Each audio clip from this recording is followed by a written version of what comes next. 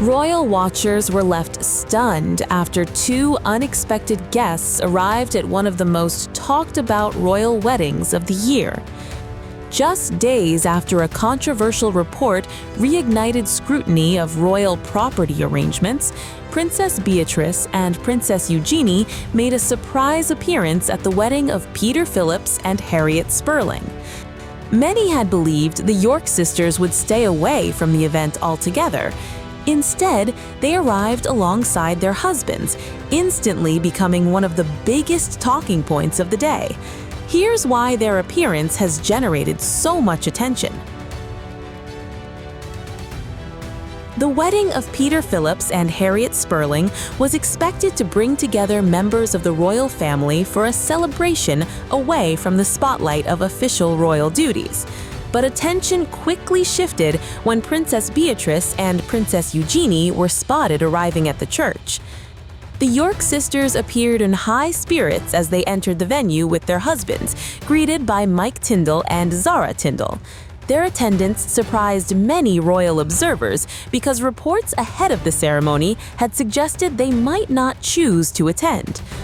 According to those reports, there were concerns that ongoing controversies surrounding their parents, disgraced royal Andrew Mountbatten-Windsor and Sarah Ferguson, could overshadow the wedding celebrations. As a result, some believed the sisters would quietly stay away in order to keep the focus on the bride and groom. That prediction ultimately proved incorrect. Instead, both women made a visible appearance, ensuring that cameras immediately turned their attention toward the York branch of the family.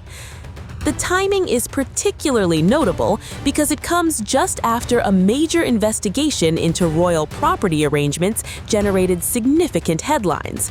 The report examined housing and lease arrangements involving members of the royal family and triggered fresh debate over taxpayer-funded support and royal finances. One of the findings attracting public attention involved Princess Beatrice and Princess Eugenie. According to the report, accommodation costs connected to their royal residences are covered through arrangements funded by the king, despite both sisters being non-working royals.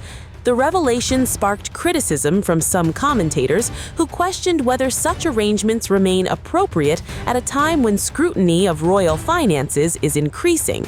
The issue quickly became one of the most widely discussed aspects of the report.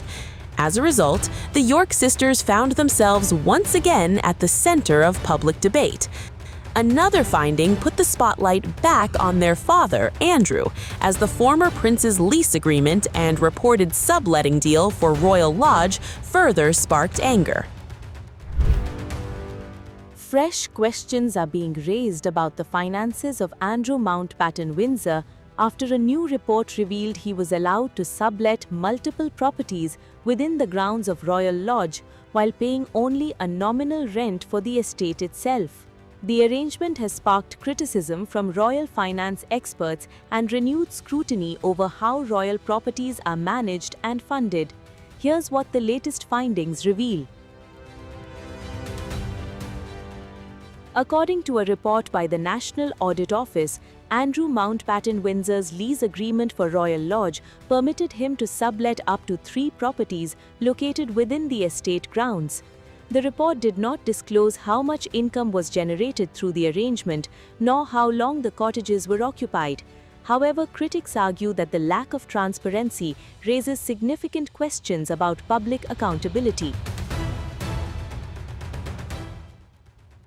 A royal source reportedly maintained that the cottages were rented to staff and that the income was used to help cover maintenance costs associated with the Royal Lodge estate. The revelations come amid broader scrutiny of royal property arrangements following concerns about the terms under which ex-Prince Andrew occupied Royal Lodge, a substantial Windsor estate he leased in 2003. Under the agreement, Andrew reportedly invested millions of pounds into renovations, reducing the upfront premium he was required to pay while allowing him to occupy the property under highly favorable terms. former Liberal Democrat minister and royal finance commentator Norman Baker criticized the arrangement, claiming cottages in the area could command substantial annual rents. Baker argued that any proceeds from subletting should have flown back to the Crown estate rather than remaining private income. The report also highlighted other royal housing arrangements, including residences occupied by non-working royals whose accommodation costs are reportedly covered through royal funding mechanisms. Meanwhile, Andrew has already surrendered Royal Lodge and relocated to a smaller residence on the Sandringham estate. The former Duke of York remains within a notice period connected to the termination of his lease. The National Audit Office stated that its report was not intended to assess value for money. However, the findings are expected to inform a wider inquiry by Parliament's Public Accounts Committee on royal property arrangements and public accountability. Buckingham Palace welcomed the report and said the findings would help provide context regarding royal residences and property agreements, as reported by British media. The Crown Estate reportedly also stated that its lease arrangements with members of the royal family were agreed using independent professional advice and market valuations. As parliamentary scrutiny intensifies, the debate over transparency, royal finances, and public accountability appears far from over. Whether the upcoming inquiry produces further disclosures remains to be seen. But the latest revelations have once again placed Andrew Mountbatten-Windsor and royal property arrangements firmly under the spotlight.